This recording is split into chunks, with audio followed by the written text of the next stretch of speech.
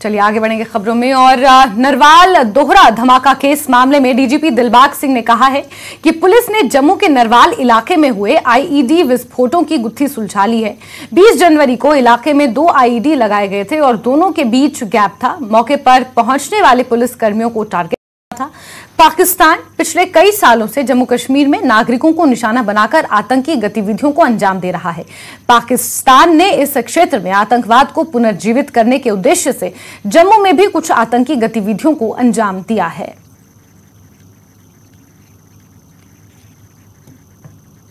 सबसे पहले जम्मू पुलिस को, एसएसपी जम्मू, उनकी टीम को, एसपी साउथ, डीएसपी साहबान और एसएचओ और बाकी टीम के लोग जो हमारे पीछे खड़े हैं, उनको शाबाशी देना चाहता हूं, मुबारक देना चाहता हूं कि उन्होंने बहुत ही मेहनत के साथ इस केस को वर्कआउट किया है और इस दहशतगर्दी की साजिश के पीछे कौन लोग शामिल थे उनको बेनकाब किया है। आप जानते हैं 21 जनवरी को रात को जो 2 बॉम्ब लगाए गए, 20 की रात को, जो 21 की सुबह फटे। रात को 7:30 बजे के आसपास पहला और फिर उसके बाद दूसरा, और दोनों आईडीज के बीच में 20 मिनट का वक्फा इस तरीके से रखा गया कि जब पुलिस के लोग, सिक्योरिटी फोर्सेस के लोग वहां पर इमीडिएटली रश करते हैं, पहुंचते हैं, तो उनका बड़े से बड़ा नुकसान किया जा सके। और पहले में जब दुकानें खुलें, लोग जो दुकानदार आसपास अपना काम कारोबार करने वाले हैं, उनको नुकसान पहुंचाया जा सके।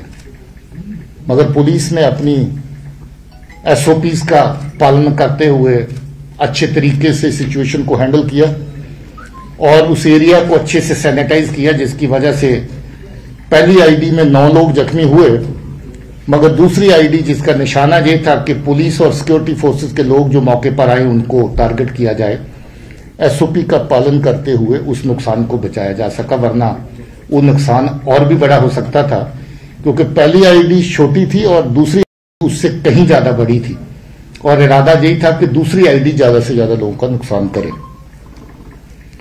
पुलिस ने बड़ी मेहनत के साथ आरिफ नाम के दहशतगर्द को पकड़ा है, जो रियासी का रहने वाला है,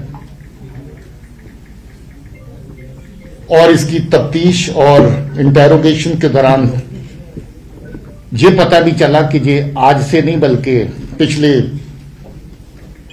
लगभग 3 साल से ये पार जो हैंडलर हैं, दहशतगर्दी को चलाने वाले जो लोग हैं लश्कर तौबा के, उनके साथ इसका तालमेल है। इसका मामा सालों से कराची पाकिस्तान में जाकर के सेटल हो रखा है।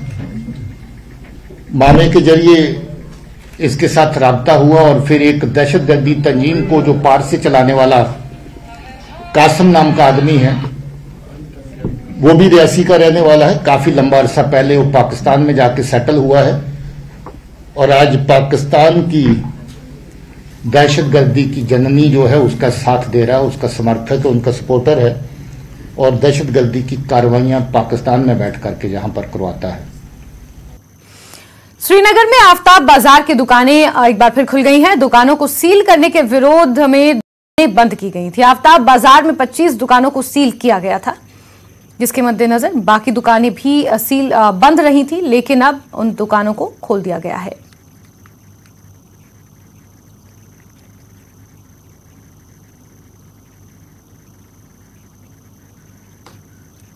अनंतनाग में अलगाववादी नेता काजी यासिर के खिलाफ कार्रवाई की गई है। यासिर के एक व्यवसायिक ढांचे को ध्वस्त किया गया है। अरपथ नाले के पास मेहंदी कदल में कार्रवाई की गई है। राज्य की जमीन पर अवैध रूप से ढांचा बनाने का इल्जाम है। कल भी अनंतनाग में 2700 कनाल शासकीय भूमि से अवैध कब्जा हटाया गया था।